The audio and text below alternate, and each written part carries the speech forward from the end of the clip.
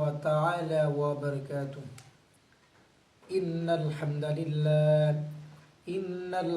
لله الأكرم الذي خلق الإنسان وكرم وعلمه من البيان ما لم يعلم فسبحان الذي لا يحصى امتنانه باللسان ولا بالقلم ونشهد أن لا إله إلا الله وحده لا شريك له الذي أرسله الله تعالى بالحق بشيرا ونذيرا وداعيا إلى الله بإذنه وسراجا وقمرا منيرا فقد قال الله تعالى في كلامه المجيد وفي فرقانه الحميد. أعوذ بالله من الشيطان الرجيم. بسم الله الرحمن الرحيم. شهر رمضان الذي أنزل فيه الفرقان هدى للناس وبينات من الهدى والفرقان. صدق الله العظيم وصدق رسوله النبي الكريم ونحن على ذلك من الشاهدين والشاكرين والذاكرين والحمد لله رب العالمين. আলহামদুলিল্লাহ, আল্লাহ পাক রব্বুল আলামিন সাল্লাল্লাহু আলাইহি শুকরিয়া যে আল্লাহ সুবহানাহু ওয়া তাআলা রমজানুল মুবারক মাসের দ্বিতীয় জুমায় আল্লাহ তাআলা করে হাজিরা দেওয়ার তৌফিক দান করলেন। সকলে বলি আলহামদুলিল্লাহ। আল্লাহ তাআলা আমাদেরকে এই রমজান মুবারক মাস দান করছেন তার বান্দাকে গুনাহ মাফ করার উপলক্ষে। আমি তিনটি আমলের বিষয়ে আলোচনা করব। আল্লাহ তাআলা বলেন, ক্বালা ইয়া কওমি আরাআইতুকুম, হে দুনিয়ার মানুষ, তোমরা কি জানো না তোমাদেরকে দুনিয়া থেকে চলে যেতে হবে এবং আল্লাহ তাআলার পথে তোমাকে কি করতে হবে? চলে যেতে হবে। আল্লাহ তাআলা বললেন, হযরত মুসা আলাইহিস সালাম বলে, আল্লাহ তাআলা কিয়ামতের ময়দানে ডাক দিয়ে বলবেন, হে মুমিনগণ, তোমরা শোনো, আমি আল্লাহ তাআলার পথ থেকে তোমরা কেন সরে গেছিলে? রোজা রাখো নাই কেন? নামাজ পড়ো নাই কেন? আল্লাহ তাআলা জিজ্ঞাসা করবেন। আল্লাহ তাআলা সেদিন কি করবেন? জিজ্ঞাসা করবেন। আমরা কোনো উত্তর দিতে পারবো না। আল্লাহ তাআলাকে আমরা সেদিন কি বলবো? যে রব্বে কারীম, শয়তানের ধোঁকা করে ভুলে গেছিলাম, শয়তানকে কি করেছিলাম? ভুলে গেছিলাম। এর জন্য আল্লাহ তাআলা আপনাকে আমরা চিনি নি। আল্লাহ তাআলা বলেন, যখন তুমি আমাকে চেনো না, আমি আল্লাহ তোমাকে চিনি না, তুমি জাহান্নামে চলে যাও। এই জন্য বলবো, এই রমজান মুবারক মাস অনেক গুরুত্বপূর্ণ মাস। রাসূল কারীম সাল্লাল্লাহু আলাইহি সাল্লাম বলেন, একটা সেকেন্ড, একটা ঘন্টা হীরা মুক্তোর মতো দামি। এজন্য আমরা এই রমজানকে শ্রদ্ধা করব, সম্মান দেব। রহমত বিদায় নিয়ে চলে যাচ্ছে, মাগফিরাত শুরু হয়ে যাচ্ছে। আল্লাহ সাল্লাল্লাহু আলাইহি সাল্লাম বলেন, তুমি রোজা রাখো। তো রোজা না রাখে কিয়ামতের ময়দানে আল্লাহ তাআলার কাছে আপনি দাঁড়াতে পারবেন না। আল্লাহ তাআলা যারা রোজা রাখবেন তাদেরকে কি জান্নাত দেবেন? ওয়াকালা ইয়া কওমি আলা মানিয়াতাকুম, হে মুমিনগণ শুনে রাখুন, আল্লাহ তাআলা কিয়ামতের ময়দানে কঠিন হাসরের দিনে, মুসিবতের দিনে রব্বে কারীম এমন সুন্দর জান্নাত দান করবেন, এমন সুন্দর জান্নাত দান করবেন, এমন সুন্দর জান্নাত দান করবেন, রায়হান নামের জান্নাত। প্রত্যেকটা জান্নাতি মানুষ আল্লাহ তাআলাকে যখন জান্নাতে, আল্লাহ তাআলা বলবেন, হে জান্নাতি, জান্নাতে চলে যাও। মহাগ্রন্থ আল্লাহ তাআলা বলবেন, মহাগ্রন্থ কোরআন কারীমের ভিতর আছে যে জান্নাতীরা তোমরা জান্নাতে চলে যাও, রায়হান নামের জান্নাতের দিক সবাই চলে যাবে। আল্লাহ তাআলা বলবেন, দাঁড়াও, রোজাদাররা শুধু যাও, কারণ আমি আল্লাহ তাআলা রোজাদারের জন্য রায়হান নামের জান্নাত রেখে দিয়েছি। বলেন না সুবহানাল্লাহ।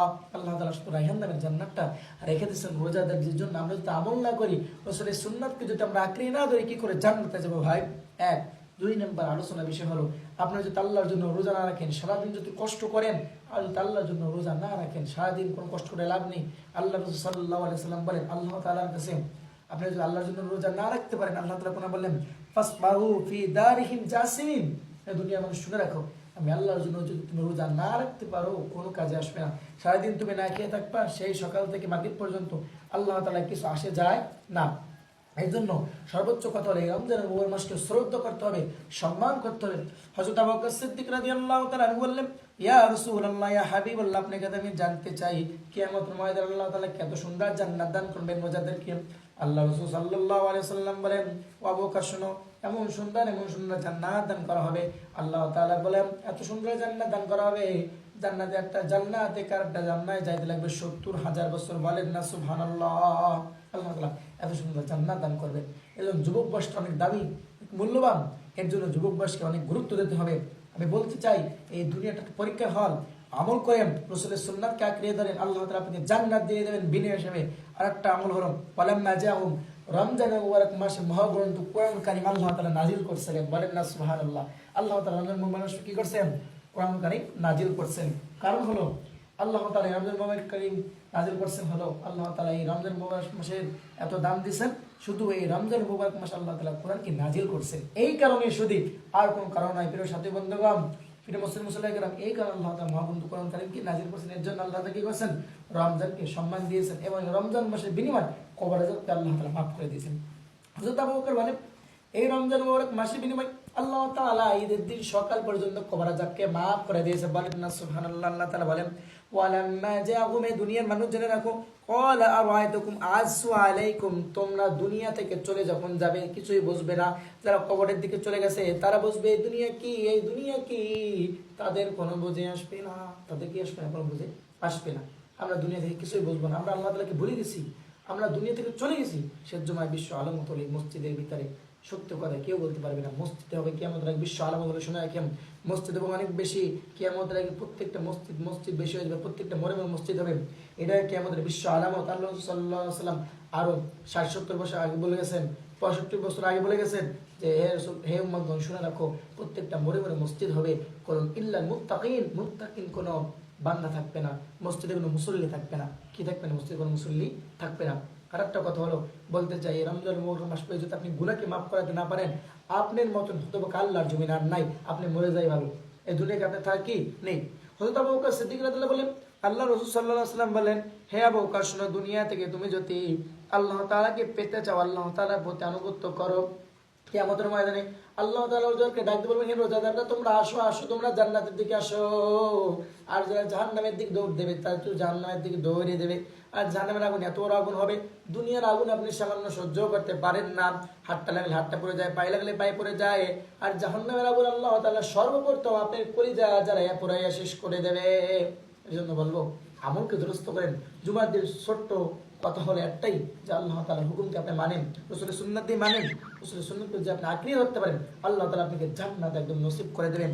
এর জন্য সর্বস্ব শেষ কথা হলো, অকালা ইয়া কওমি আলা মানিআতাকুম ইন্নী মাইল ফাসাউফা তা'মালুন, তোমরা ফাসাদকারী হয়ে না, তোমরা খারাপ কাজে লিপ্ত হয়ে যায় না, সামান্য দুনিয়ার ভয় বলে মাওলাকে ভুলে যেও না। আল্লাহর প্রতি আগ্রহ করো, রাসূলের সুন্নাতকে ভালোবাসো, আল্লাহ তাআলা তোমার জন্য জান্নাতটা ওয়াজিব করে দিয়েছেন। এর জন্য শেষ কথা হলো, আল্লাহ তাআলার হুকুমকে যদি আপনি না মানতে পারেন, কোন কাজে আসবে না, জান্নাত দিতে পারবেন না। এই পর্যন্ত আমার আলোচনা শেষ। আর একটা শেষ আলোচনা হলো, এই রমজানকে গুরুত্ব দিন, হীরা মুক্তোর মতো দামি গুরুত্ব দিন। আল্লাহ সাল্লাল্লাহু আলাইহি ওয়াসাল্লাম বলেন, আবু বকর তুমি রমজানকে গুরুত্ব দাও, আল্লাহ তাআলা তোমাকেও গুরুত্ব দেবে। বলেন না সুবহানাল্লাহ। এই জন্য এই রমজান মাস অনেক দামি, অনেক মূল্যবান। তাফসীরে মাআরিফুল কোরআনে আছে যে মানুষ দুনিয়া থেকে যখন চলে যাবে আফসোস করে, ভাই আফসোস, কেন দুনিয়া থেকে একটু আমল করতাম না, কেন নামাজ পড়তাম না, কেন আলেমদের কথা শুনতাম না, কেন হুজুরকে তুচ্ছ মনে করতাম, সেদিন করে মনে পড়ে যাবে। এর জন্য শেষ কথা হলো, আমার একটাই কথা, একটাই আহ্বান, যে দুনিয়ার প্রতি আমল দিয়ে রাসূলের সুন্নাত থেকে ভুলে যান না। এই আমার তাফসীর শেষ। মা হাযা ইনদি আলাইহি তাওয়াক্কালতু ইলাইহি মান উনিব। আসসালামু আলাইকুম ওয়া রাহমাতুল্লাহ।